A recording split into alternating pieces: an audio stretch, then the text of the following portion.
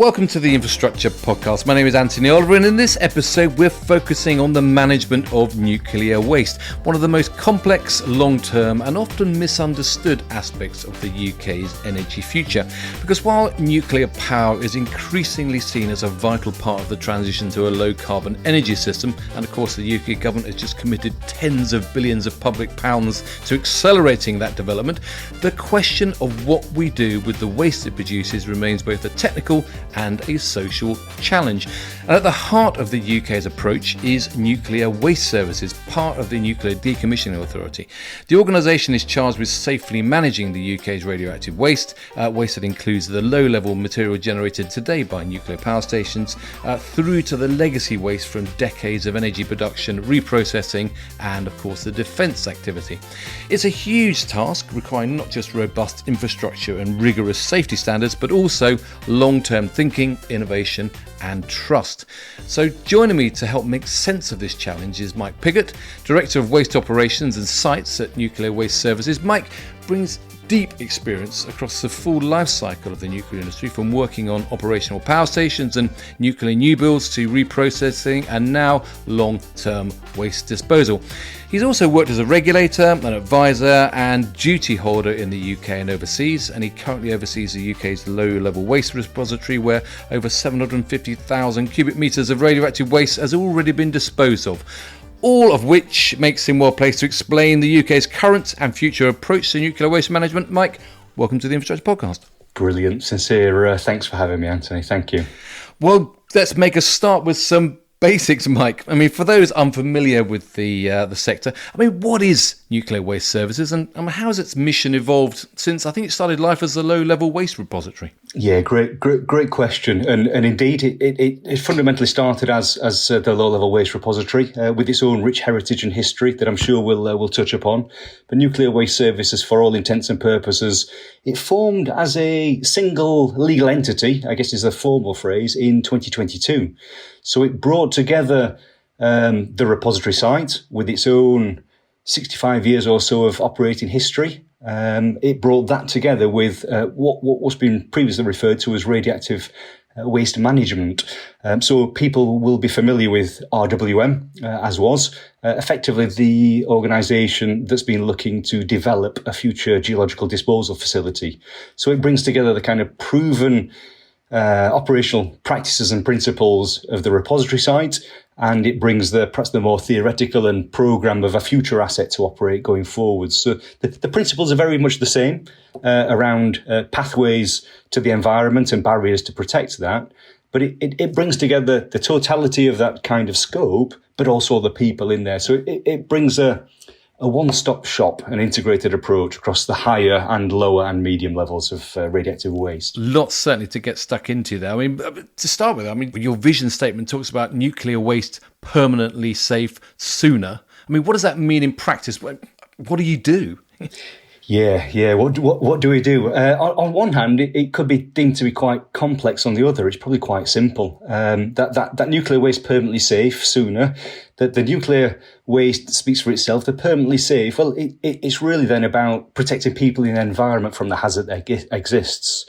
So, as I mentioned, it kind of builds on a pedigree of operational experience at the repository site, and the repository site, I may be biased, is, I would say, foundational to that mission. But it's fundamentally about demonstrating that we can manage and dispose of the waste to enable government strategy. So such as new build. And interestingly, even making me reflect, when I first came to the repository, some people asked, why are you going into waste disposal, Mike? And I said, because I want to deliver nuclear new build in the UK. So I think it's really about demonstrating government policy we can and do dispose of nuclear waste, to demonstrate that we're trusted to be able to support ultimately a whole series of new reactors going forwards. Well, we'll talk a bit more about the detail later on, but just give us a sense of the challenge. I mean, what do you actually do with the waste? I mean, is it locked up permanently right now, or is it just held safely temporarily while a longer-term solution is found? You mentioned the geological storage facility. Is this kind of a holding pattern we're in now? Yeah, so that in itself is how long have I got? There's probably 2 hours in the answer to that. Fascinatingly. So So the distinction between management and disposal, I think, and some steps in between as well, I think are really important for us. Yeah. So when I talk about the repository site, that is a disposal facility. So that is waste permanently safe in every sense of mission delivery. The repository site, again, we could spend a lot of time just talking about it and its own rich heritage and history, but it came about in 1959. So whereabouts exactly is this low-level repository? Yeah, the low-level waste repository is based over in West Cumbria. We're just a matter of miles away, just south of Sellafield site, just on the west coast of Cumbria. Beautiful location in every respect. So we've been disposing of radioactive waste, low-level solid radioactive waste at the repository since 1959, 65 years of doing so. We've accumulated, I think, as you said in the introduction, it's probably northward of 750,000 metres cubed of that waste, but it is in its final location. It's not yet under its final protective layers as a kind of engineered cap almost that you might see on a conventional landfill site, but it is in its final place. No more treatment, conditioning, no more moving of that.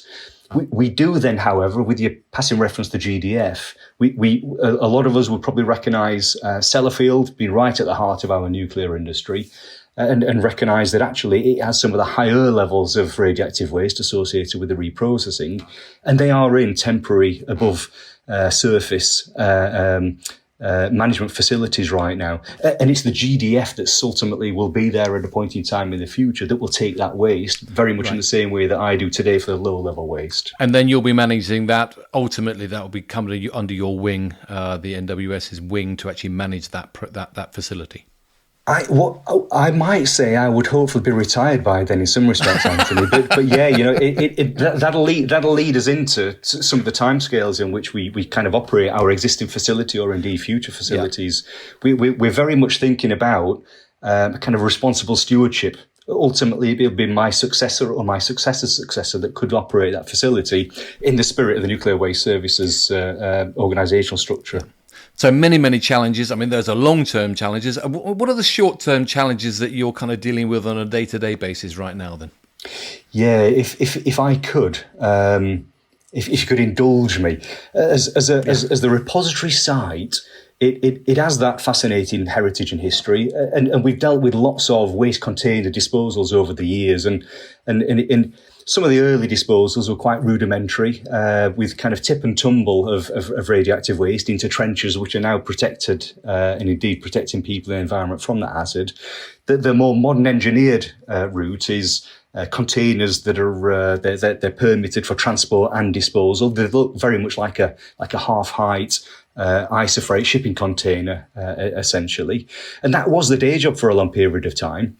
Really well understood, receiving containers, treating through a kind of cement going into those containers and disposing of them. And we do lots of those, in fact, hundreds of those a year.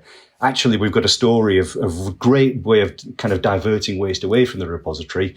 But that has also led to less amounts of waste coming to the repository. And what we're now focused with is putting this final engineered cap on. So all of a sudden, the repository site's effectively become a construction site, bringing in hundreds of thousands of metres cubed, if not a million or so tons of aggregate, multiple train deliveries, all the construction, all the conventional construction, health and safety hazards and risks that come with that as well. So my day-to-day worry in the immediate sense is very much a changing nature of work, a changing risk profile, and really delivering the mission. We're making nuclear waste permanently safe by putting this capping on top. Well, getting more stuck into your specific career and role, I mean, it sounds like as Director of Waste Operations and Sites, I mean, yes, there's a huge amount of, I suppose, nuclear-specific element to your role, but there's actually a huge amount of project and program management that you're doing there. Yes, there is. Yeah, it's a really privileged role. The role on a day-to-day basis, it has some. Again, it's a privilege more than a burden, but it has some significant accountabilities as a kind of legal duty holder in many respects. Yeah.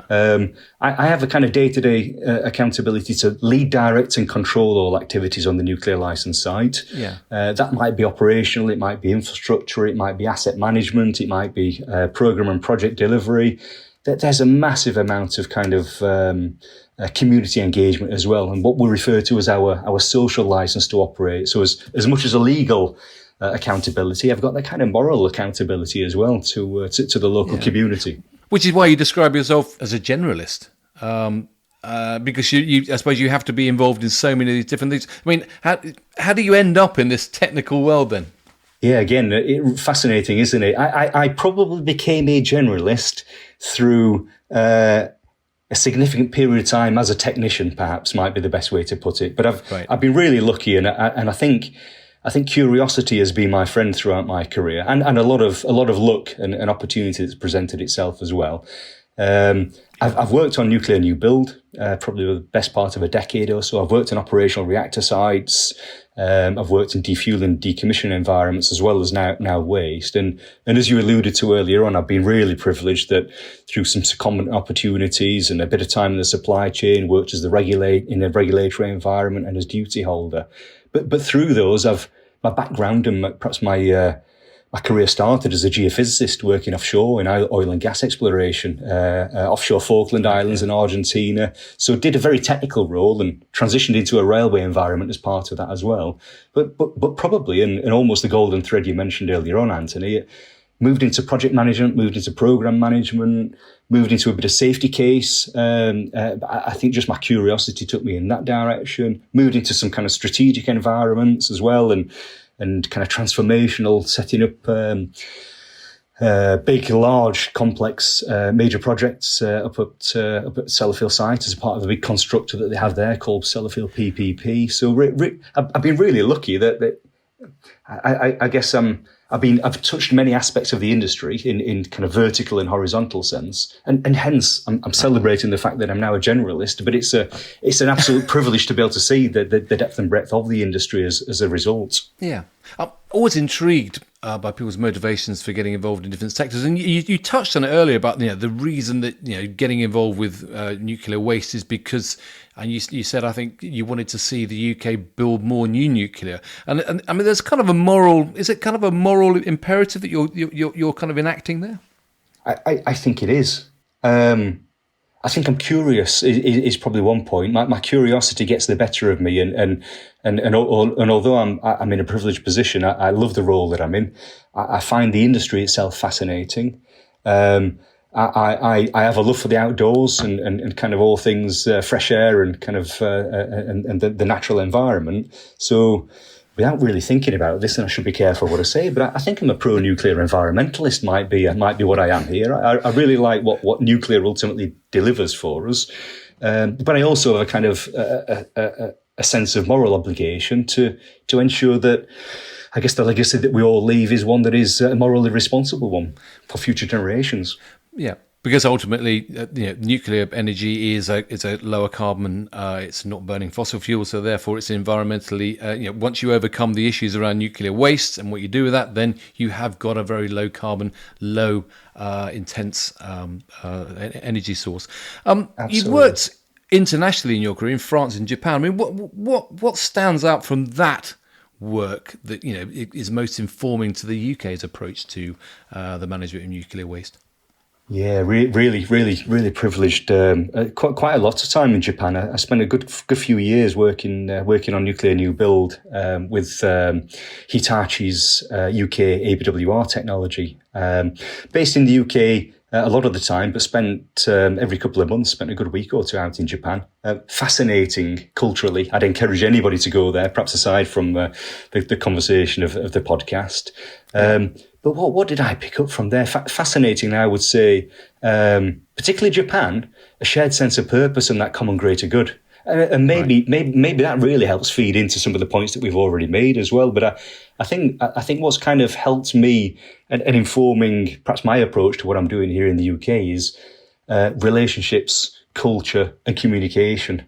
I recall and I recall a specific example, and it's for me personally, it always brings a smile to my face. I remember an interaction where I was kind of bridging the gap between the UK and Japanese colleagues, and we'd got a point of conflict and nothing too contentious, but we couldn't really get it resolved. So we got everybody together in a room, and some of my UK colleagues presented to Japanese colleagues, and we got to the back end of it, and And my UK colleague said to the Japanese team, so are you comfortable with that?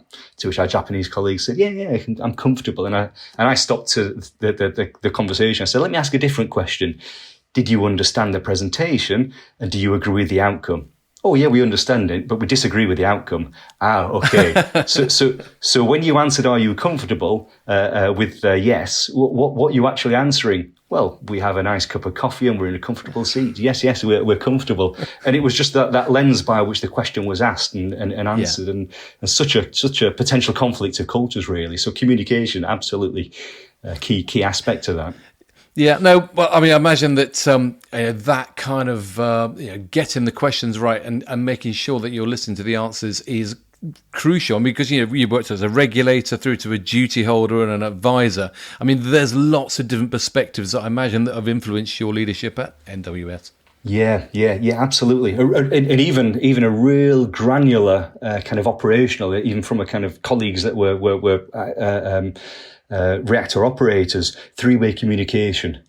This is what I'm telling you. Do you understand that? Have you understood it correctly? Just making sure that you absolutely close that loop. I think beyond that, the kind of wider perspectives that it's given me. Wow, yeah, as a regulator, a solid foundation of law. Now, I was in there as nuclear new build program manager, so I wasn't formally a regulator as such. But again, my curiosity to understand the Nuclear Installations Act, to understand how it forms licence conditions and how it informs my licence condition compliance arrangements at the existing site, for example. Yeah. Fascinating. Yeah.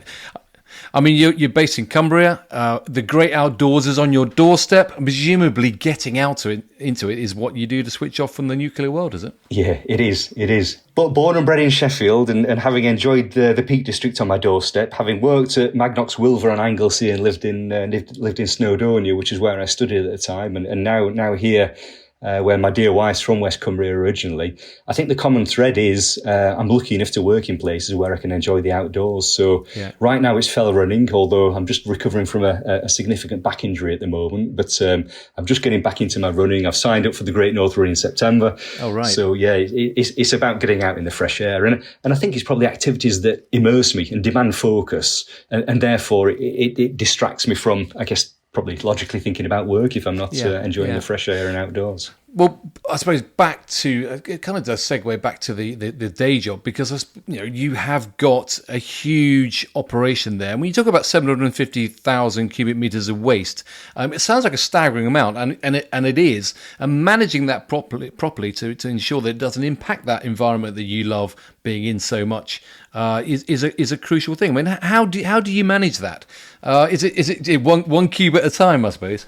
Yeah, well, a lot of that legacy waste that has been disposed of in what we refer to as our legacy trenches, that's been disposed of typically between 1959 and early 1990s.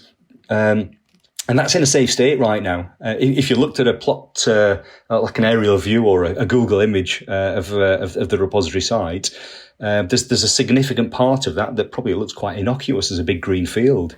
We've then got this kind of more engineered vaults and the shipping containers essentially that are referred to earlier on as well.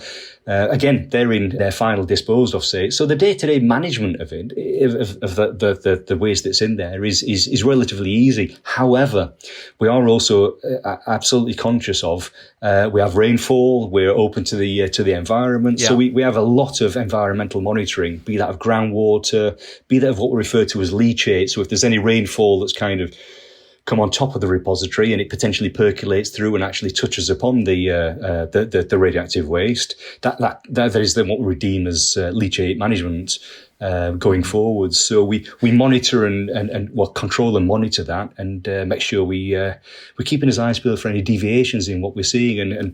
And I guess probably the next question is, and are you seeing any? And the answer is no, we're not. But our environmental monitoring team and indeed our wider team that are managing our environmental safety case to demonstrate the performance of the facility, we've got some incredible people working on that day in, day out, doing a great job to keep us honest in the eyes of the law and in a moral sense as well.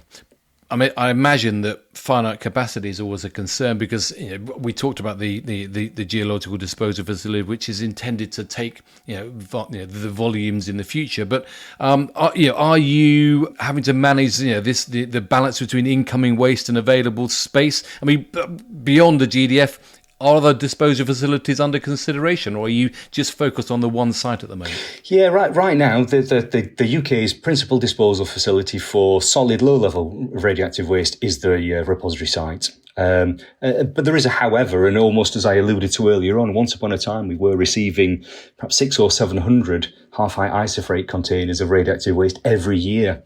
At that point in time, I think probably 5% of waste arising in the UK was actually being diverted away from the repository. Some 95% of that waste actually was going into the repository site.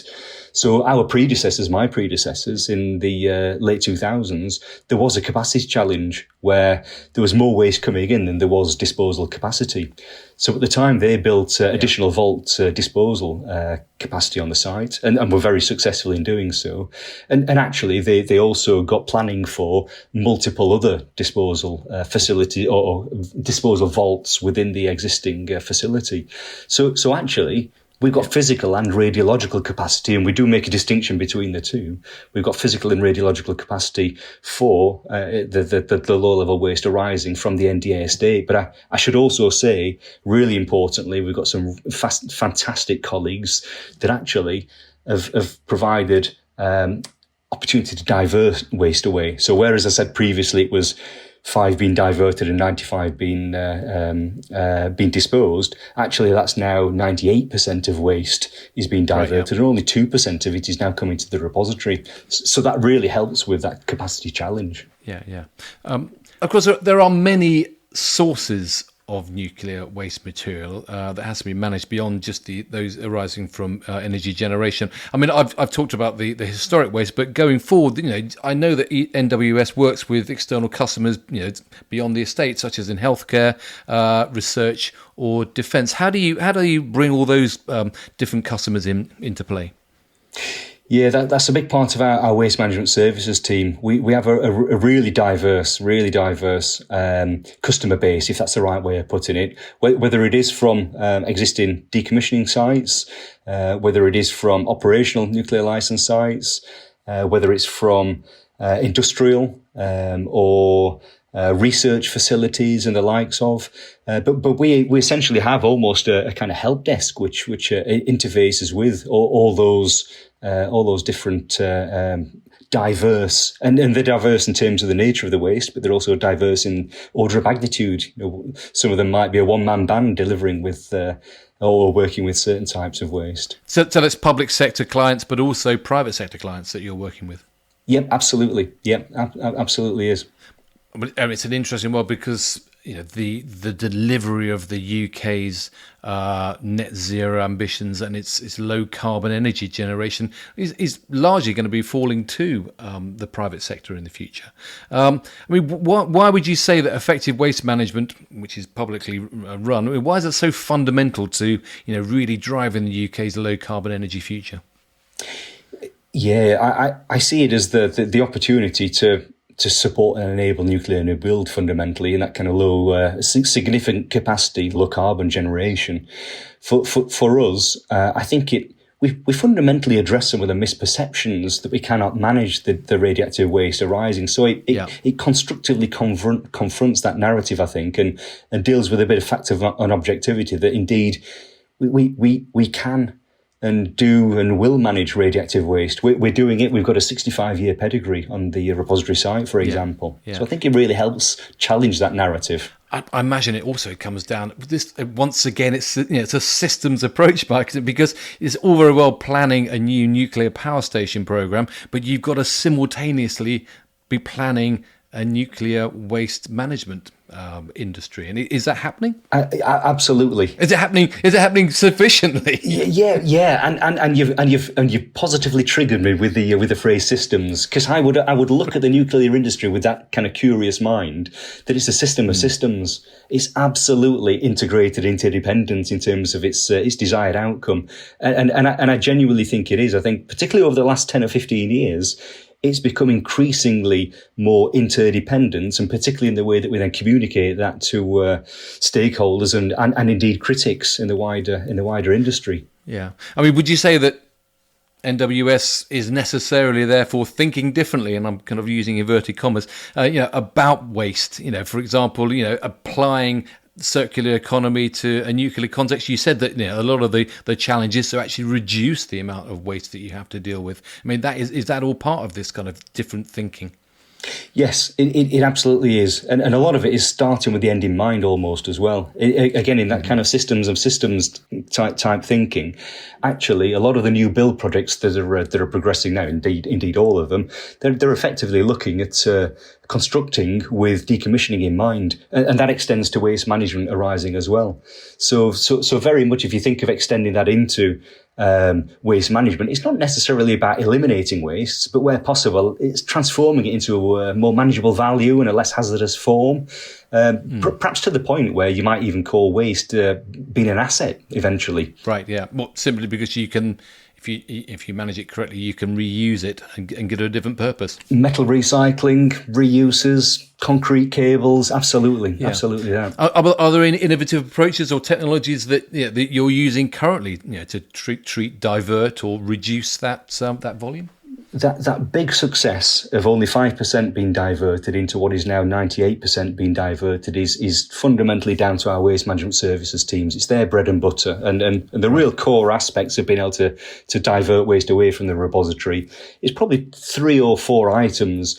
Predominantly very low level waste, so building rubble and material that's lightly contaminated. Yeah. That can actually go to a hazardous landfill site. And then you get into things such as metallic treatments, so whether it's segregation, size reduction, decontamination, shot blasting, or thermal treatments such as combustible waste treatment as well. Those together with very low level waste diversions, they're the lion's share of diverting waste away from the repository and protecting the capacity that we do have. But that's an education process, effectively, what you're saying about. It's an educating the supply chain. It's a bit like trying to teach the public to recycle. You're trying to teach the supply chain to just not bag everything up in the same bag and contaminate everything. It is, Anthony, and I would probably give our supply chain some credit to say I think we've collectively gone on that journey as well, and the whole integration of it under Nuclear Waste Services is where the real strength is. You can then apply it to that real diversity of the customer base that we do have, and I should say as well, some of the more innovative techniques, what I've described there is relatively straightforward, but actually we work with a number of supply chain partners where they bring some real perhaps enhanced refinements and updates to existing techniques and technologies to perhaps more optimize efficiency associated with accuracy of how we measure contamination, for example, ensuring us or allowing us to ensure that it goes therefore into the right facility ultimately. Yeah. And an example of that might be if we through an abundance of caution because of perhaps a measurable accuracy issue with the technology that we've historically used, we might leave that in a above surface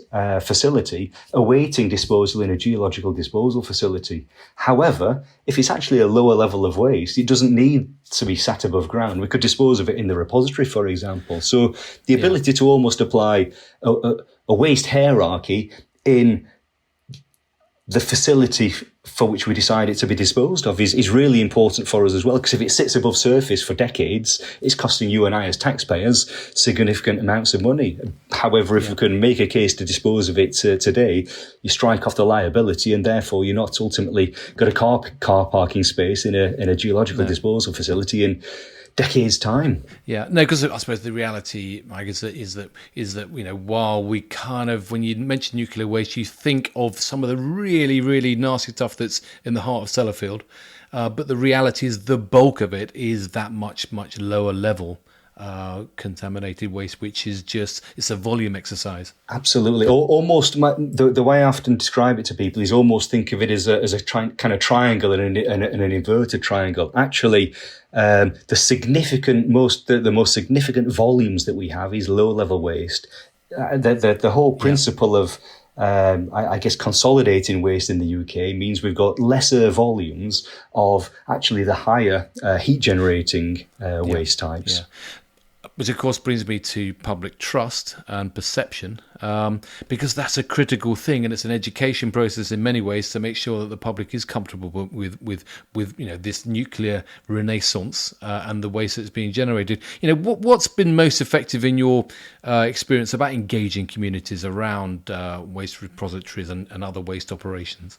Yeah, and there's the word, I think: engage. Yeah, I learned quite early on in my career.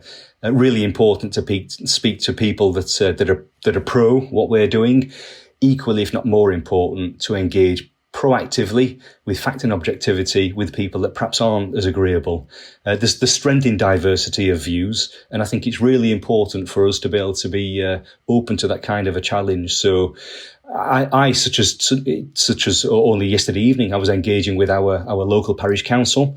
Every month we'll sit around a table with themselves. We'll talk about HGV numbers. We'll talk about train deliveries. We'll talk about how we're behaving while we're travelling through the local community. We meet with our West Cumbria site stakeholder group on a quarterly basis, a much wider audience there with wider council representation, but also the nuclear safety regulator and environment regulator. Yep. But I think equally, on a one-to-one basis, we have some really key stakeholders in and around the immediate locality of site. And I'll genuinely go and spend time to talk to them one-to-one around their dining table, around queries, questions, clarifications, concerns that they might have. And I think that level of granularity is really important to provide me with that social license to operate and be trusted by the community to operate a national facility on their doorstep. Yeah, I mean, as you say, it is that social license to operate which is critical. And unless you get that right, no amount of discussion about how great on how likely the nuclear renaissance is going to be, if you can't persuade local populations to actually trust you to do that, and you've got a problem. Yeah, indeed. And as far as inviting them on site, we host site tours with our local community and wider as well, and we'll get up reasonably close and personal with our facility. It's really important that we're that transparent. Yeah, I interviewed Julia Pike, who's leading the Sizewell C project recently. Any advice for Julia in terms of underlining that social license to operate? Yeah, I'm sure Julia's got lots of advice, and she does an incredible job down there. Indeed, their recent decision to proceed with the project is a fantastic one, and Julia and the team will get it, and they'll be experiencing it as we are. But again, it's very much the same, particularly in that new build sense of it's really important to engage people that are opposed to what we're doing, because they will fundamentally help us provide a more, dare I say, consumable product at the end of the day. Demonstrably safe, demonstrably secure, demonstrably sustainable in its operations as well. Yeah, and hopefully press you towards the better solutions, the better outcomes that will deliver better results for the whole community and the nation. So big challenges, really big opportunities, and there's a huge amount of work going on and will be going on. Looking ahead then, Mike, what gives you optimism that the UK is getting its arms around this long-term challenge of managing nuclear waste? I would succinctly respond to that as, from a repository site point of view within Nuclear Waste Services, we're delivering the mission at pace. So we're making nuclear waste permanently safe. Not so much sooner, we're doing that today. And I think for me personally, to demonstrate that we actually can do that builds confidence in myself, my stakeholders, our teams, and ultimately it should, and I'm sure is, building confidence for the wider industry. Yeah, and as a generalist who started with a very technical background, it's an industry which you would urge young, old, all sorts of folk to get stuck into. Indeed, I am increasingly of an age with a few grey hairs, but yeah, you don't need to be a nuclear expert. I would still say today I'm still fascinated by and learning my way around the industry. Be curious, embrace some vulnerability, and jump in with both feet. It's a fascinating industry. Yeah, and clearly that moral obligation, that ultimate reason for doing it, it shines through with you, Mike. So thanks very much for joining me today. Brilliant, really enjoyable, and thanks for the opportunity to be able to perhaps reflect a little bit. Brilliant. Mike, thanks so much. It's been great to speak to you. Thanks for sharing your thoughts. Sadly, that's all we've got time for on the podcast right now, but there's more in the pipeline and more issues to discuss as we continue to probe the big issues faced across the sector. If you haven't done so already, do check out the Infrastructure Podcast website, www.infrastructure-podcast.com, where you'll find background information and all the latest podcasts to listen to and to share. So thanks for joining us. Thanks again to Mike, and I look forward to seeing you again very soon.